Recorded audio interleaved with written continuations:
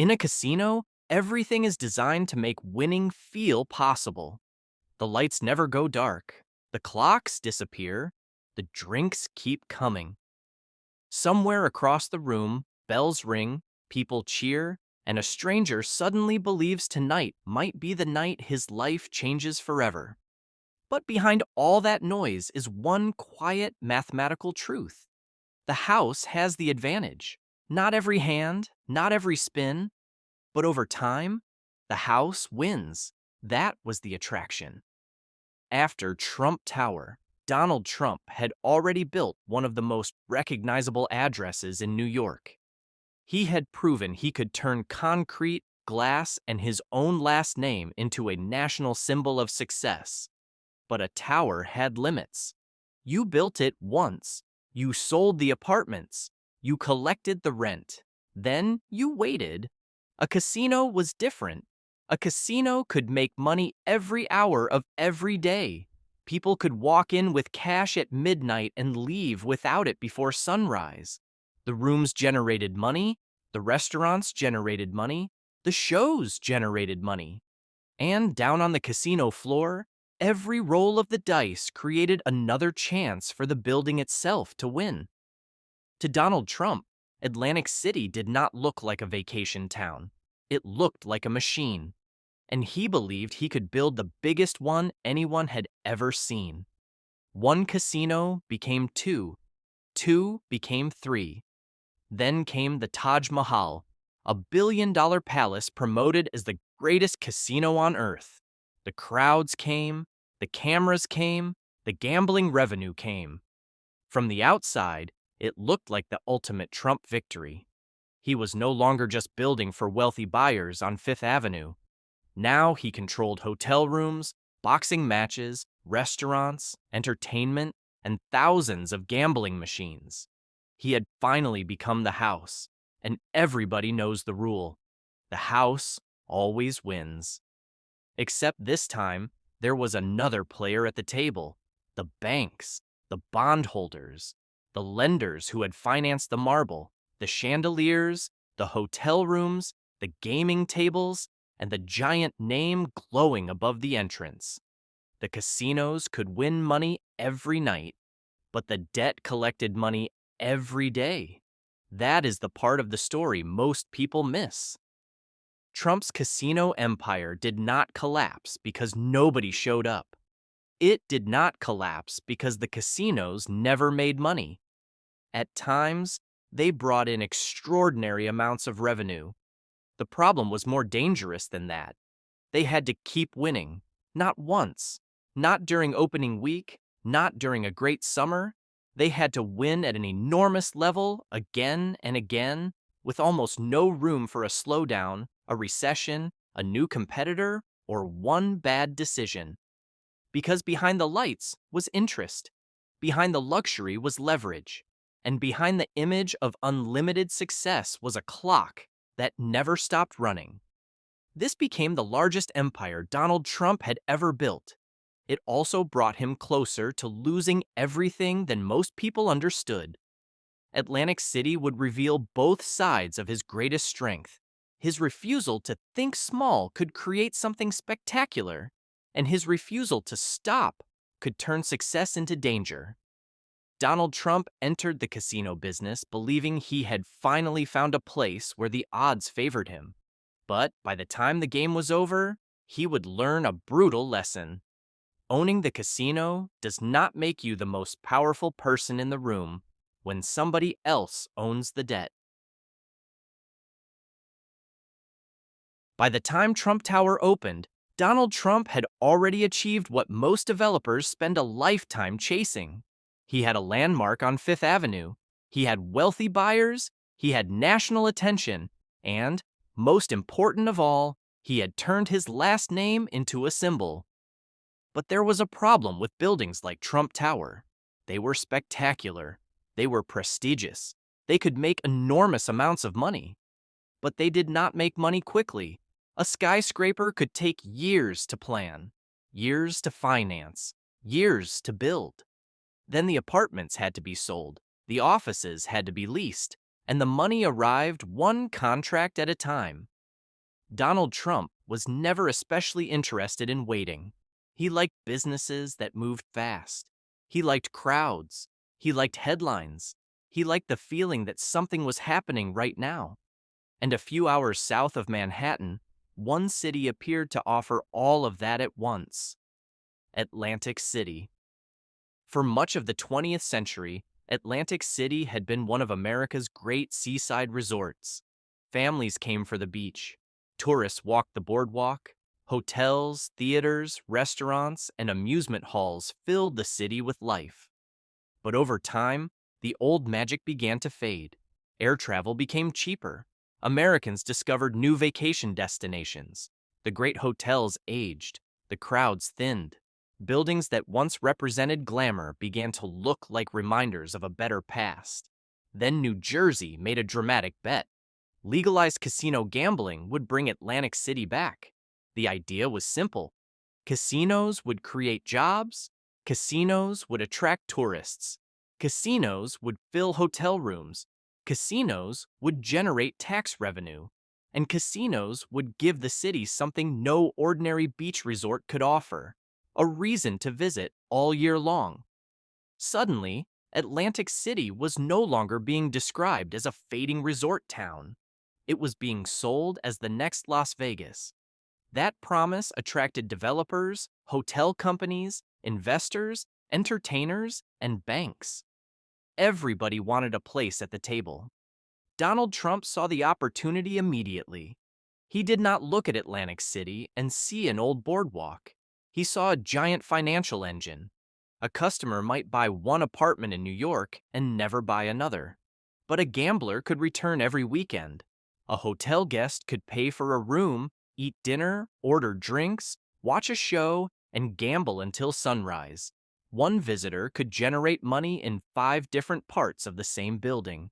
Then come back and do it again. That was the real attraction. A casino was not simply a room filled with card tables and slot machines. It was an entire world designed to keep people inside. The hotel kept them from leaving. The restaurants kept them comfortable. The entertainment kept them excited. The casino floor kept the money moving. And unlike an apartment tower, the product was never completely sold.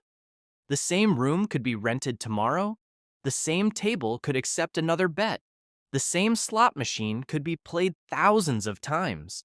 To Trump, it must have looked like real estate with a heartbeat. Money did not arrive once. It arrived every minute.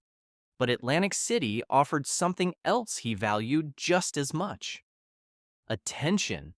Casinos were natural theaters.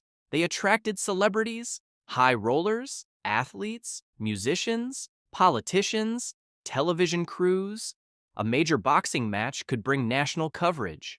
A grand opening could fill newspapers. A casino did not have to wait for the media to discover it. The media was already standing outside. This was exactly the kind of environment Donald Trump understood. Luxury and publicity under one roof. Business and entertainment in the same building. A place where the owner could become part of the show. He did not want to operate a quiet casino hidden from public view.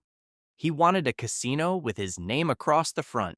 A casino that looked expensive before anyone stepped inside. A casino where every guest, every reporter, and every camera would be reminded who owned the building. Atlantic City also appeared to offer something New York could not: speed. In Manhattan, every major project could become a long battle over land, zoning, taxes, preservation, financing, and politics. In Atlantic City, the government wanted development. The city needed investment. The casino industry was growing. Banks saw opportunity, and the public wanted to believe a revival had begun. For an ambitious developer, the message seemed impossible to resist. Build now, grow quickly, become part of the boom before somebody else takes the best position. But booms create a dangerous kind of confidence. When business is rising, almost every decision looks intelligent. New customers hide weak planning. Easy credit hides excessive debt. Growing revenue makes expansion feel safe. And success can make a businessman believe the market is responding to him personally, when sometimes the entire market is simply moving upward. That distinction would become critical. But not yet. At this moment, Atlantic City looked like the perfect next chapter. Trump Tower had given Donald Trump prestige. Atlantic City offered him something even more seductive, a business where the lights never went out, the doors never really closed, and the money never appeared to stop moving. He entered the city believing he had found a machine that could run forever, and when the first machine started working, he would not want one. He would want the entire city. Success has a dangerous habit. It makes the next decision feel easier than the last one. After Donald Trump looked at Atlantic City, he wasn't asking himself whether casinos could work. He was asking a different question. How fast could he get in?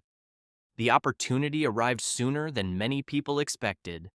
Trump partnered on a casino project that would eventually become Trump Plaza, located directly on the famous Atlantic City Boardwalk. The location mattered, just as Fifth Avenue had been the address everyone recognized in New York. The boardwalk was Atlantic City's front door. Every visitor walked past it. Every tourist saw it. Every major casino wanted to be there. Donald Trump understood something he had already learned from Manhattan. People rarely remember the second best location. They remember the address everyone talks about. When Trump Plaza opened in 1984, it immediately attracted attention. Not simply because it was another casino. Atlantic City already had casinos. This one had something different. It had Trump written across the building. That name had already become associated with luxury, with ambition, with publicity, and with someone who never seemed afraid to tell the world that his latest project was bigger and better than everyone else's. The opening generated headlines. Television cameras arrived, newspapers covered the launch, celebrities appeared, high rollers booked rooms. For Donald Trump, this wasn't simply another ribbon-cutting ceremony. It was proof that his name could travel beyond Manhattan real estate. People weren't just coming to gamble. Many came because they wanted to see the newest Trump property. That was an important difference. Most casino owners built brands around their casinos. Donald Trump was building casinos around his brand. It was a completely different strategy. The building advertised his name. His name advertised the building. Each made the other more valuable. That cycle became one of the defining ideas behind his business career. Trump Plaza also introduced Donald Trump to an entirely different kind of business. In real estate, success was often measured over years. In casinos, success arrived every morning. Management could see exactly how many guests checked into the hotel, how much money came through the gaming floor, how busy the restaurants had been, whether conventions filled the meeting rooms, whether entertainment attracted new visitors. It was immediate. Every day produced another report. Every weekend created another test. Donald Trump loved numbers. More importantly, he loved numbers that moved quickly. And at first, those numbers looked encouraging. The casino attracted customers. The hotel stayed busy. Special events brought additional crowds. Boxing quickly became one of Trump's favorite promotional tools. Championship fights didn't just sell tickets. They generated television coverage. Every sporting event became another advertisement for Trump Plaza. The casino wasn't only making money, it was becoming part of American entertainment. That mattered because Donald Trump never believed businesses should remain invisible. The more people talked about your property, the more valuable your property became. Soon, reporters covering Atlantic City were also covering Donald Trump. Interviews became common. Magazine articles followed. Business publications described him as one of the fastest rising figures in American real estate. Everything appeared to reinforce the same conclusion. The strategy was working, the brand was growing, the money was flowing, and every success seemed to confirm what Donald Trump already believed about himself. Think bigger than everyone else. Move faster than everyone else. Don't wait for opportunities. Create them. But success can sometimes teach the wrong lesson. Trump Plaza was profitable enough to encourage confidence, perhaps too much confidence, because one successful casino raised an uncomfortable question. If one casino could make this much money, why stop at one? It sounded logical. More hotel rooms, more gaming tables, more restaurants, more guests, more revenue, more Trump. On paper, it looked almost impossible to argue against. Banks were willing to lend. Investors remained optimistic. Atlantic City was still expanding. And Donald Trump had just scored what looked like one of the biggest victories of his career. Almost nobody was asking the question that would later become unavoidable. Not, how much can one casino earn? But, how many casinos can one city actually support? There is a difference, a very expensive difference. Donald Trump didn't see Trump Plaza as the finish line. He saw it as the beginning. His first casino had convinced him he understood Atlantic City.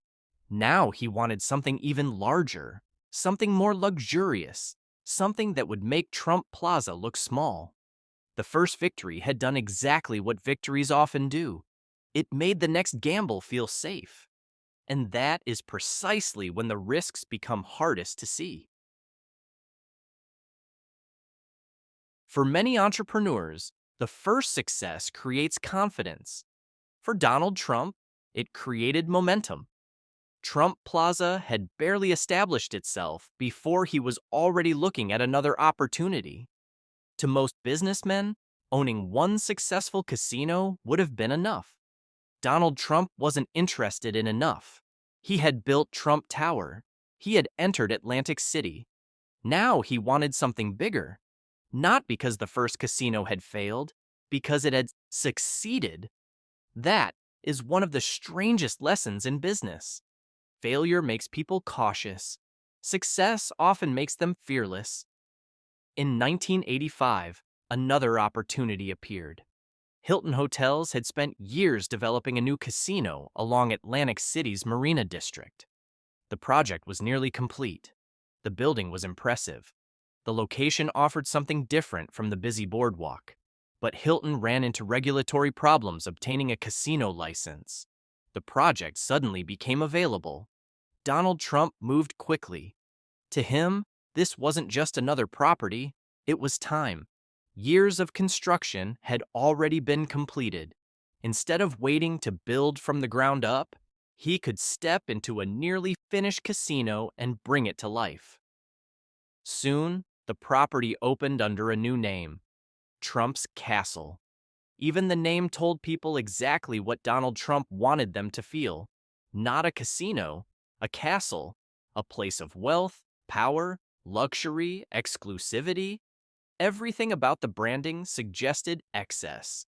If Trump Plaza introduced visitors to the Trump name, Trump's Castle was designed to immerse them in it.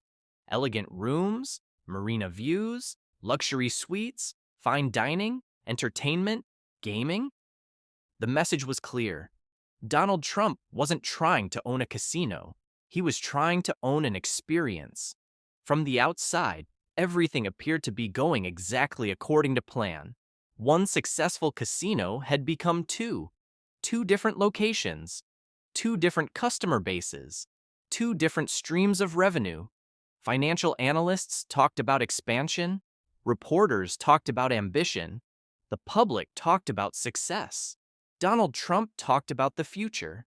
Very few people stopped to ask a simple question. What happens when your own businesses begin competing against each other? It sounds impossible. How could owning two casinos be worse than owning one? But casinos don't create customers. They compete for them. Every weekend has only so many visitors. Every high roller can only sit at one blackjack table at a time. Every convention chooses one hotel. Every concert fills one theater. The second casino wasn't only competing against Caesars, or Bally's, or resorts. Sometimes it was competing against Trump Plaza. For the first time, Donald Trump wasn't simply fighting his competitors, he was also managing competition inside his own empire. That changed everything. Operating one casino is complicated. Operating two casinos means doubling much more than opportunity. You double payroll, you double maintenance, you double marketing, you double security, you double management, you double expectations, and if something unexpected happens, you double the pressure. Still, Atlantic City was booming. The crowds were arriving. The gaming floors stayed busy. Banks remained eager to finance expansion. Success has a way of making warning signs look smaller than they really are. When revenue is climbing, people focus on growth. They rarely focus on risk. Donald Trump believed he had discovered a formula.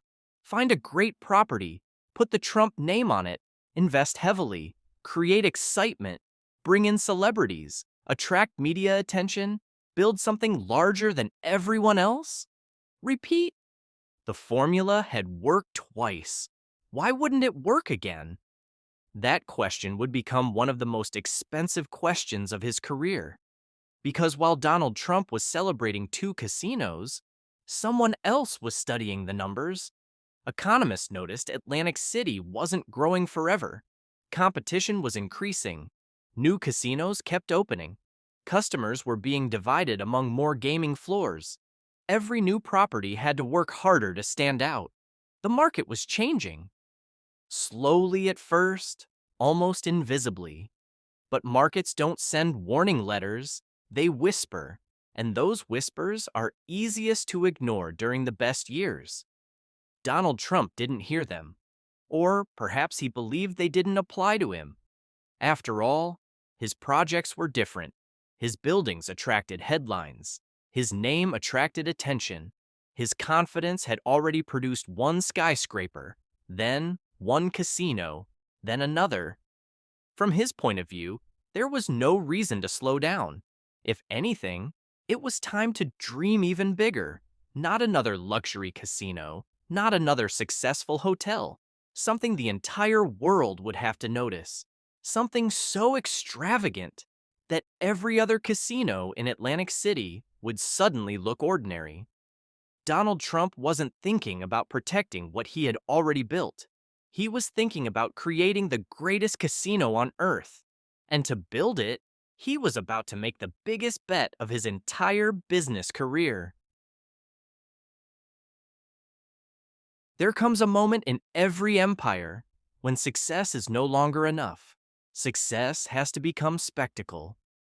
Donald Trump had already built two casinos. Trump Plaza had established his presence on the boardwalk. Trump's castle had expanded his reach into the Marina District. By almost any business standard, he had already won. He could have stopped there. He could have spent the next decade improving what he owned, paying down debt, strengthening operations, and protecting his growing empire.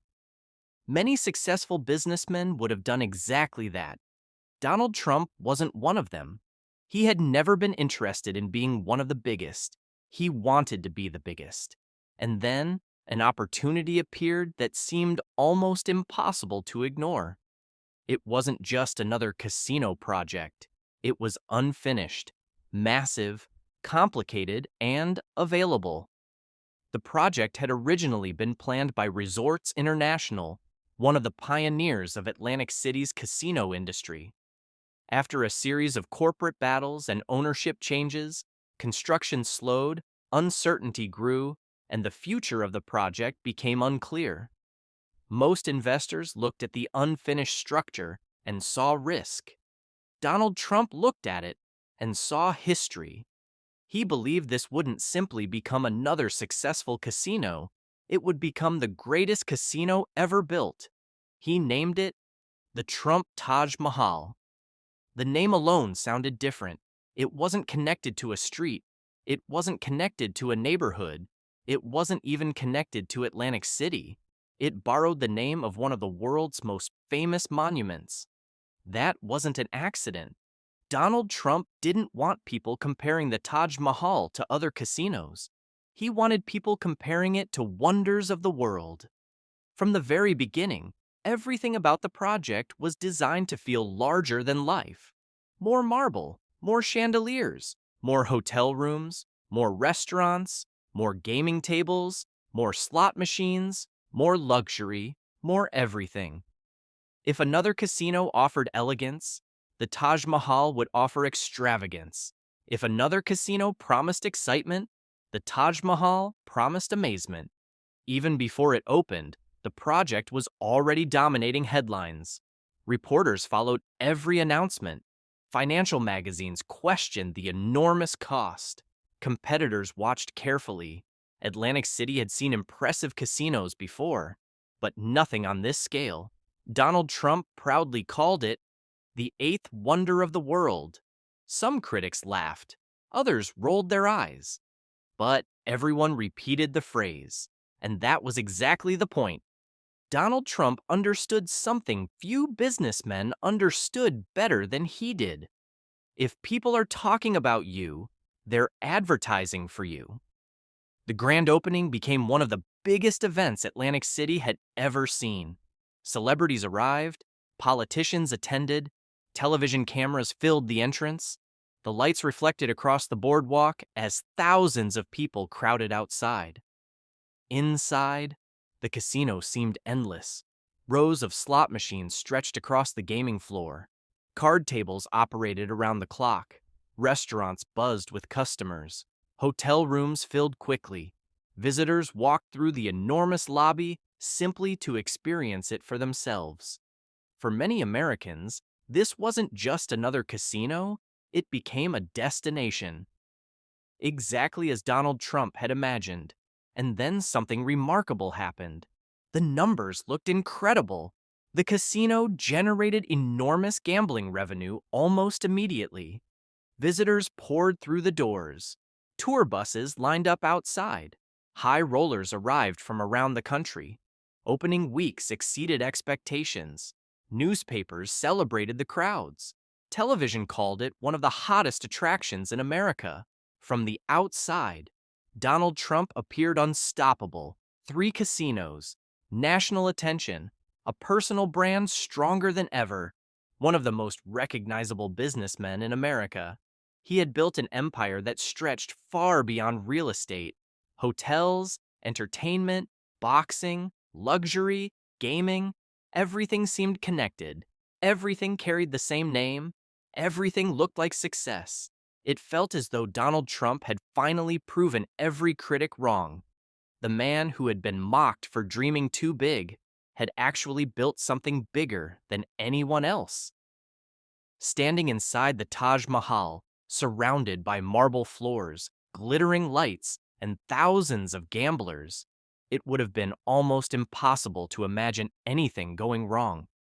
But that was the illusion, because the most dangerous moment in business is often the moment when everything appears perfect. The guests could see the chandeliers, the reporters could see the crowds, the cameras could see the excitement. Almost nobody could see what was happening behind the walls. Every crystal chandelier had been financed. Every luxury suite had been financed. Every square foot of marble had been financed. Every expansion, every decoration, every promise of becoming the greatest casino on earth had come with a price that didn't care how beautiful the building looked, a price that arrived every single month. And unlike the tourists, it never checked out. Donald Trump believed he had just built the greatest casino in America. In many ways, he had. But hidden beneath the brightest lights in Atlantic City was the darkest number on the balance sheet. The Taj Mahal wasn't just expected to succeed, it was expected to succeed every single day. Because if the crowds ever slowed, even for a little while, The greatest casino in the world could become the most expensive mistake Donald Trump had ever made. From the outside, nothing looked wrong. The parking garages were full. The hotel rooms were occupied. The restaurant stayed busy. The casino floor buzzed with energy 24 hours a day. People walked through the enormous lobby believing they were looking at one of the greatest business successes in America. And in many ways, they were. The Taj Mahal wasn't empty. It wasn't ignored. It wasn't a ghost casino struggling to attract visitors. Quite the opposite. It was one of the busiest casinos in Atlantic City, which makes what happened next even more surprising. Because Donald Trump's biggest problem wasn't a lack of customers, it was something most customers never think about: cash flow. There is a sentence every business owner eventually learns: revenue is not profit. A company can generate enormous amounts of money and still find itself in serious trouble. Imagine owning a restaurant that earns $1 million every month. At first, that sounds incredible, until you discover you spend $1,100,000 keeping it open. The business looks successful. Customers fill every table. The kitchen never stops. The parking lot is packed. Yet every month, you lose another $100,000. Now imagine that restaurant owes billions of dollars. That was the difference between what the public saw and what the balance sheet showed. The casino wasn't simply trying to make money. It had to make enough money to satisfy everyone waiting to be paid: employees, suppliers, utility companies, entertainment contracts, hotel operations, marketing, taxes, maintenance, insurance, food vendors, gaming equipment, and then, the biggest bill of all: interest. When Donald Trump built the Taj Mahal, he financed much of it with high-interest debt. That decision solved one problem. It allowed him to build immediately. But it created another problem. The lenders expected their money back. On time. Every time. They didn't care whether Atlantic City had a slow winter. They didn't care whether another casino opened nearby. They didn't care if tourism weakened. Interest never took a vacation. It arrived every month, like clockwork. And the numbers were staggering. The Taj Mahal wasn't expected to be merely successful. It had to produce extraordinary amounts of cash, month after month, year after year.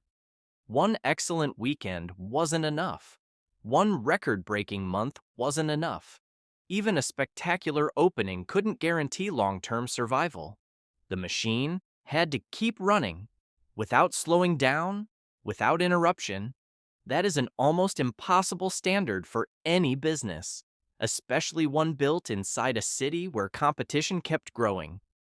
Every year, Atlantic City became more crowded: more casinos, more hotel rooms, more promotions, more discounts. Every casino fought for the same customers. Every casino wanted the same conventions, the same boxing matches, the same high rollers, the same vacation dollars. Donald Trump wasn't only competing against Caesars anymore, or Bally's, or resorts. Now his own casinos were competing with one another. 3 massive properties, 3 enormous payrolls, 3 luxury hotels, 3 marketing departments, 3 operating budgets. Each one needed to perform. Every single day. The empire had become so large that success itself became expensive. And then another problem appeared. The American economy began slowing. Consumers became more careful. Corporate travel weakened. Some gamblers stayed home. Others spent less. The crowds didn't disappear, but they no longer grew fast enough to support everyone's expectations. That small change made an enormous difference, because debt doesn't shrink when business slows. It stays exactly the same. Picture a runner carrying a backpack. At first, the runner feels strong. The weight seems manageable. Then the race gets longer. The backpack becomes heavier. Not because it actually weighs more, but because exhaustion changes everything. Debt works the same way.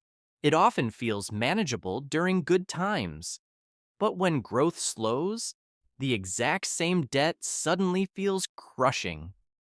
Donald Trump had built one of the most spectacular casino empires America had ever seen. Yet behind the marble walls, the financial pressure kept building. The irony was almost unbelievable. The casino floor continued making money. Guests continued arriving. Employees continued working. The lights continued shining.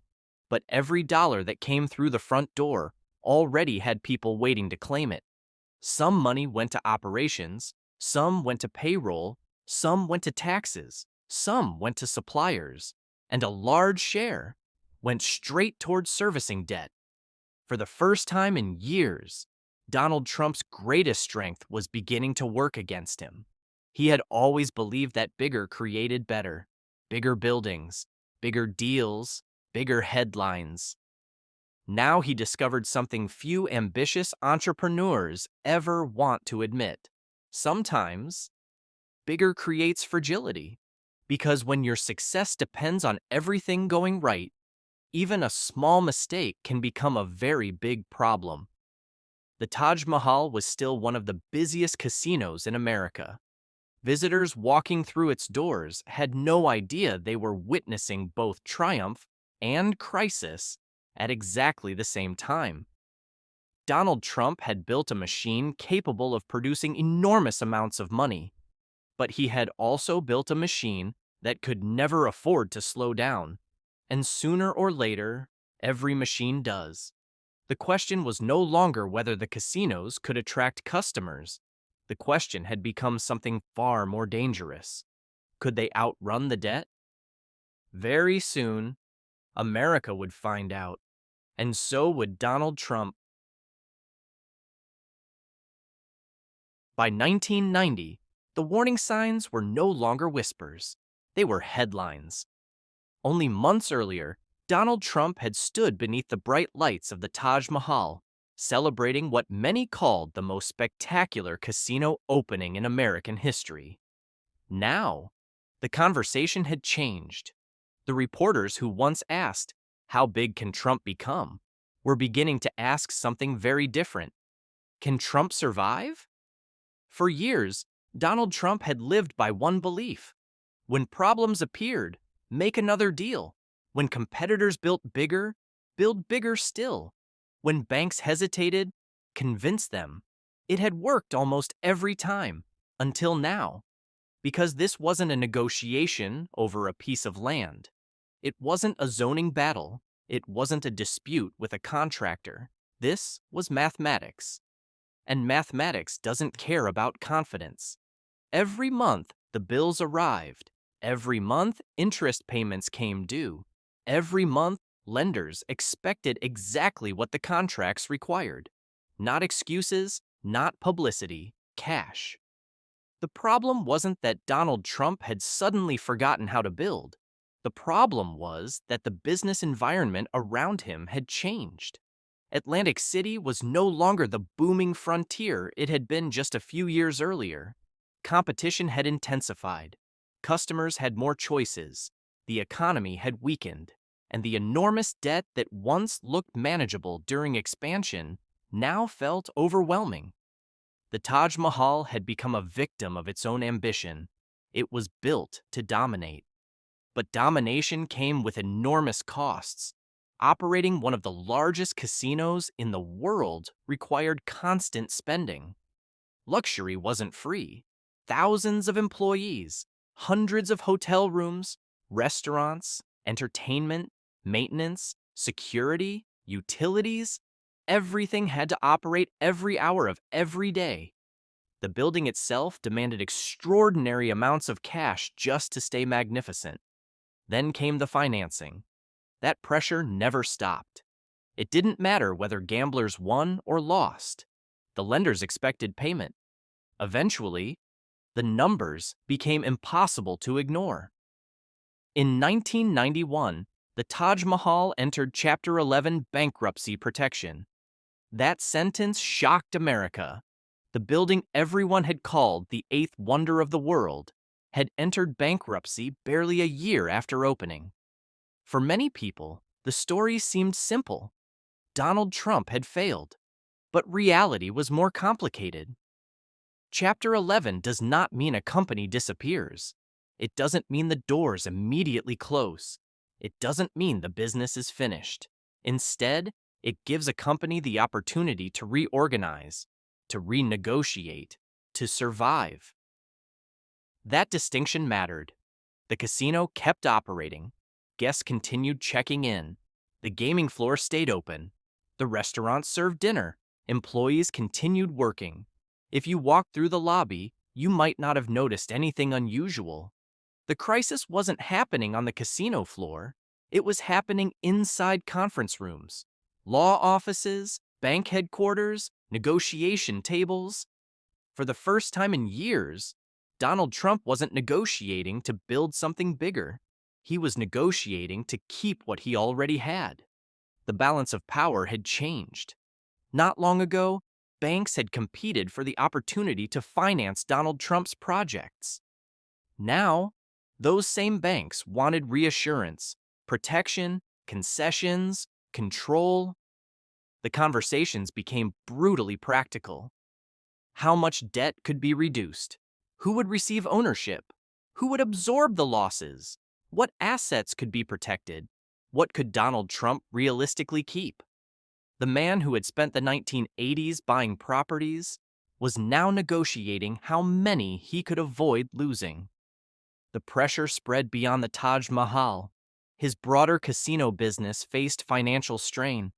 Other properties required restructuring. Debt reached across multiple parts of his empire. Even outside Atlantic City, problems emerged. The Plaza Hotel in New York struggled under its own financial burden. Suddenly, what had looked like separate businesses were revealing the same weakness. They had all been built during an era of aggressive expansion, and they had all relied heavily on borrowed money. The empire wasn't collapsing because one building had failed. The empire was shaking because too many pieces depended on the same financial strategy. For Donald Trump, this may have been the most painful lesson of his business career. Buildings can be replaced. Deals can be renegotiated. Markets eventually recover. But reputation, that is much harder to repair. Newspapers across America covered every development. Television networks reported each restructuring. Financial magazines questioned whether the Trump empire had been built on brilliance or borrowed money. Critics declared his career finished. Some predicted he would never recover. Others believed the Trump name itself had become damaged beyond repair. It was a stunning reversal. Only a short time earlier, Donald Trump had appeared to represent limitless success. Now, many Americans wondered whether that image had been an illusion all along. But Donald Trump refused to disappear. That may have been the single most defining characteristic of his career. He negotiated, he compromised, he surrendered portions of ownership, he accepted painful restructuring agreements, he gave up control where he had to, but he focused on one objective above all others: survive. Because Donald Trump believed something many businessmen forget: you cannot stage a comeback unless you are still in the game. The empire had hit the wall. The casinos had become financial battlegrounds. The headlines had turned against him. The banks now held enormous influence over his future. Everything he had spent a decade building seemed to be slipping away. And yet, the story was far from over. Because while Donald Trump was losing pieces of his casino empire, he was quietly protecting something he believed might be even more valuable. Not a building, not a hotel, not a casino, his name. And that would become the foundation for one of the most unexpected comebacks in modern American business. For nearly a decade, Donald Trump had seemed unstoppable. Every year brought another announcement, another acquisition, another ribbon cutting, another magazine cover, another television interview, another headline declaring that Trump had built something bigger than anyone thought possible. From the outside, his empire looked like it was still climbing, but inside, the pressure had reached its breaking point. Business history is filled with companies that fail slowly, until one day they appear to fail all at once. That is exactly what happened here. The Taj Mahal had opened with extraordinary excitement. The crowds had arrived. The gaming revenue was impressive. Yet the enormous debt hanging over the property never disappeared. Every successful weekend bought time. It didn't solve the problem. Every profitable month delayed the pressure. It didn't eliminate it. Eventually, the calendar became more powerful than the casino. Because interest payments don't wait for better seasons. Banks don't pause because business is difficult. Debt keeps moving forward, whether you're ready or not. In 1991, the moment everyone had feared finally arrived.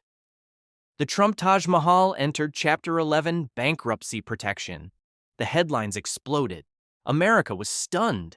How could the most talked about casino in the country, the building that had been called the eighth wonder of the world, be entering bankruptcy barely a year after opening? For millions of Americans, bankruptcy meant only one thing: failure, game over.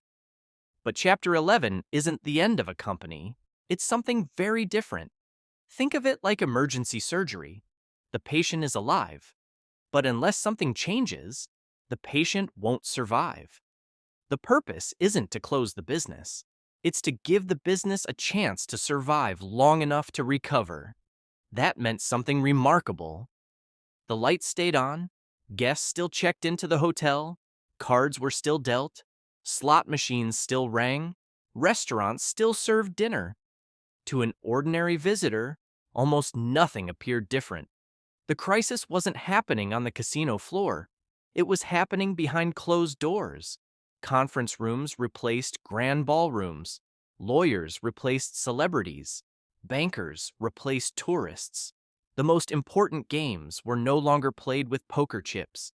They were played across negotiation tables. And, for the first time in years, Donald Trump was no longer negotiating from a position of strength. Only a few years earlier, banks had competed to finance his projects. Now, those same banks were deciding whether his empire could survive. The balance of power had completely changed. Every meeting became a negotiation over ownership. Who would absorb the losses? Who would receive equity? How much debt could realistically be repaid? What assets would have to be surrendered? These weren't glamorous conversations. There were no television cameras, no champagne, no ribbon cuttings, only numbers, contracts, deadlines, and difficult choices. Donald Trump understood something immediately. If he fought every battle, he might lose the entire war. So instead, he chose survival. He agreed to restructuring. He accepted reduced ownership. He negotiated with creditors. He gave up control where he absolutely had to. To many people watching from the outside, those decisions looked like defeat. But Donald Trump saw them differently. A businessman with less ownership is still a businessman. A businessman with no business has nothing left to negotiate. It was one of the hardest lessons of his career. Control is valuable. Survival is priceless. The pressure didn't stop with the Taj Mahal. Other casino properties required restructuring. Debt spread across multiple companies. Even outside Atlantic City, his financial problems became impossible to ignore. The Plaza Hotel in New York struggled under its own debt burden. Loans throughout the Trump Organization came under intense scrutiny. Suddenly, projects that once looked completely independent all revealed the same weakness. They had been built during years when borrowing money seemed almost effortless. Now the borrowing had become the problem itself. For the first time, critics weren't questioning one deal. They were questioning the entire Trump business model. Magazine covers changed, newspaper headlines changed, television commentary changed. The same reporters who once celebrated his ambition now asked whether his empire had been built on too much leverage. Some predicted bankruptcy would destroy the Trump name forever. Others openly wondered whether Donald Trump would ever recover. Many businessmen disappear after a crisis like this. They sell what remains, they avoid interviews, they quietly fade away. Donald Trump did the opposite. He stayed in front of the cameras, he kept talking, he kept negotiating, he kept projecting confidence, even when confidence was in short supply. That decision confused many people.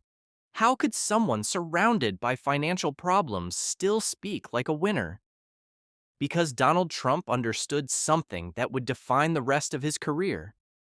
Business is partly about numbers, but public perception is also a form of capital.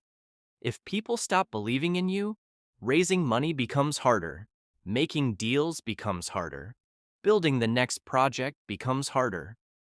So while banks were restructuring his companies, Donald Trump was protecting something else.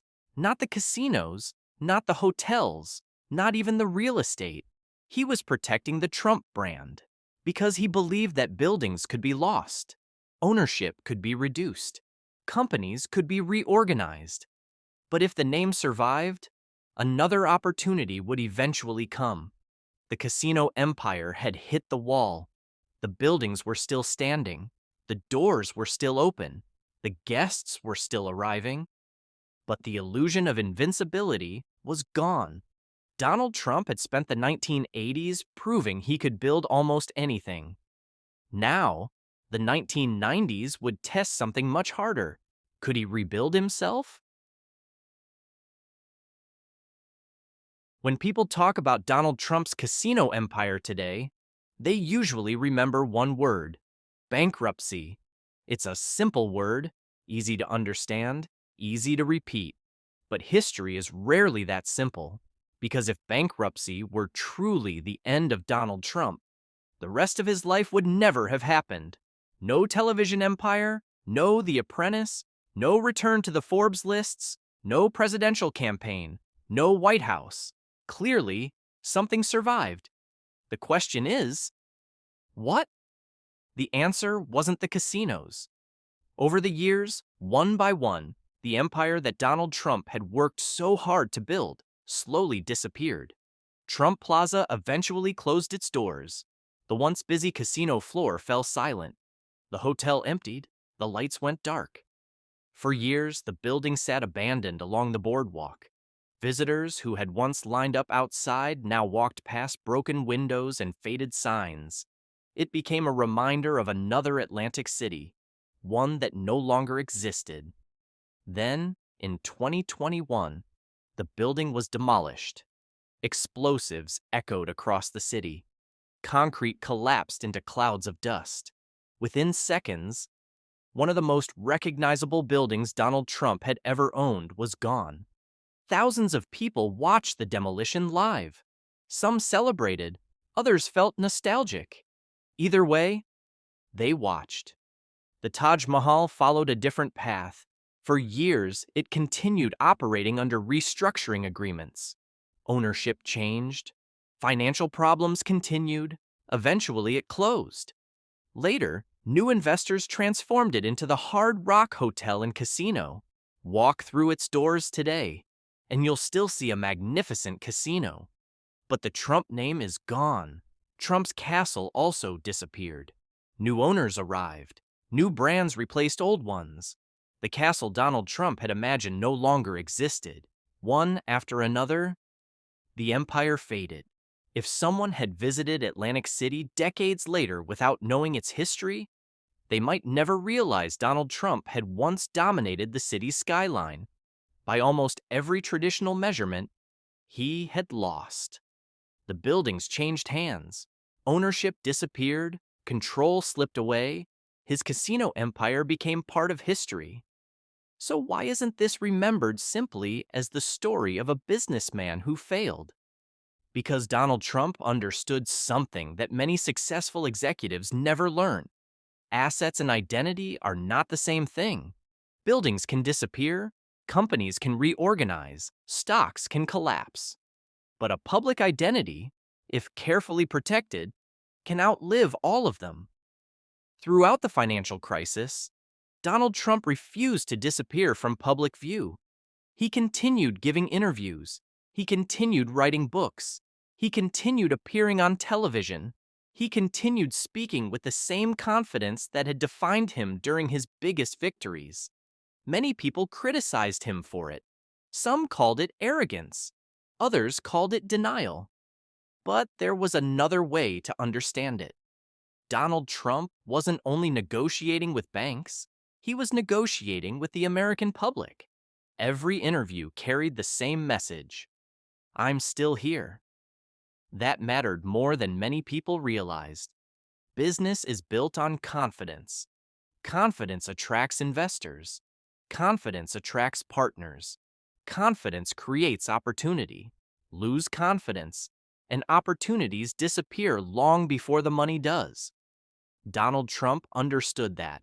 So while lawyers restructured companies, he kept protecting something far more valuable: the story. Because stories shape reputations, and reputations shape futures. Years later, television producers weren't interested in the details of corporate restructuring. They weren't asking about debt covenants, or interest payments, or bankruptcy negotiations. They were interested in something much simpler: Donald Trump, the businessman, the negotiator, the man whose name everyone already knew. That image became The Apprentice. Millions of Americans watched him point across a boardroom table and say, "You're fired." To many younger viewers, that television show became their first introduction to Donald Trump. Not Atlantic City, not the Taj Mahal, not Chapter 11, the businessman on television.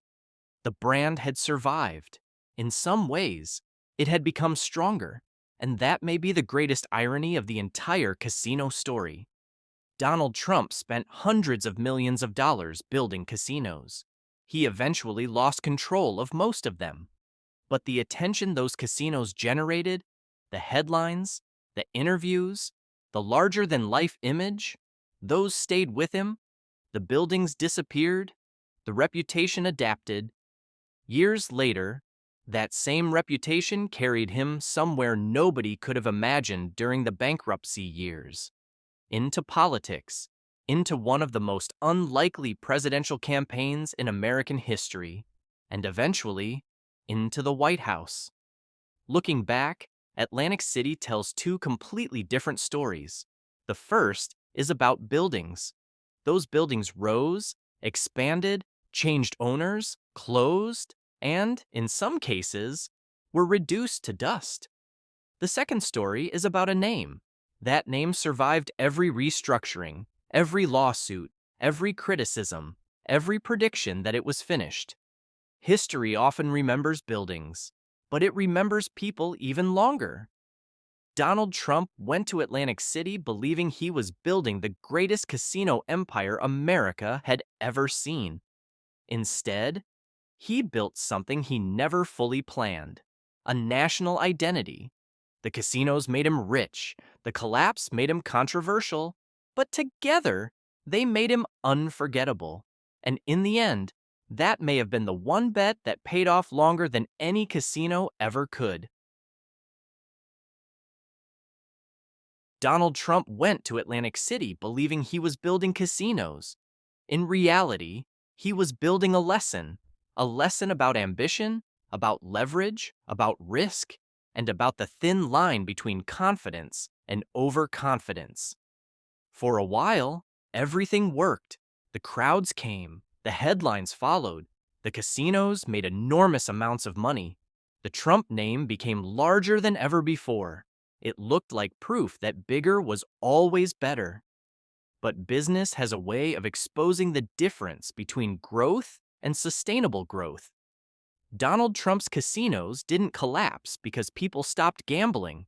They didn't collapse because the buildings weren't beautiful. They didn't collapse because the Trump brand wasn't powerful. They struggled because extraordinary businesses can still be crushed by extraordinary debt. That may be the greatest misconception about the entire story.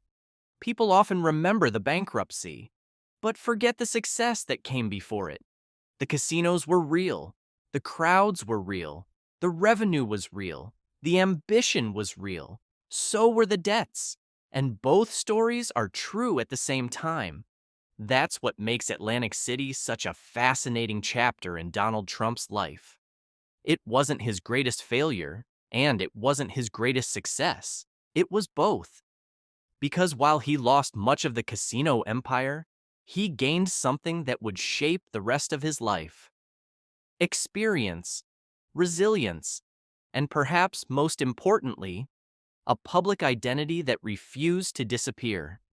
History rarely remembers people who never fail. History remembers people who fail and come back. Whether you admire Donald Trump or criticize him, one fact is difficult to ignore. Very few people have experienced a rise this dramatic, a fall this public, and a comeback this unlikely. Atlantic City wasn't the end of his story. It was the chapter that forced him to become someone different. The businessman who entered Atlantic City believed he could conquer every market. The businessman who left understood that even the biggest empire has limits. Sometimes, the greatest victory isn't avoiding failure, it's surviving it. Because buildings can be lost, casinos can change owners, fortunes can disappear. But if determination survives, another chapter can always be written. And perhaps that's the real legacy of the Trump casino empire. It produced some of the biggest headlines, some of the biggest risks, and one of the biggest business turnarounds in modern American history. The biggest success became the biggest failure, and that biggest failure became the foundation of everything that came next. History isn't built in a single day. It's built one decision, one deal, and one defining moment at a time. Thank you for watching. I'm Austin Lee. This is American Legends, where history is told through the moments that change the world. I'll see you in the next chapter.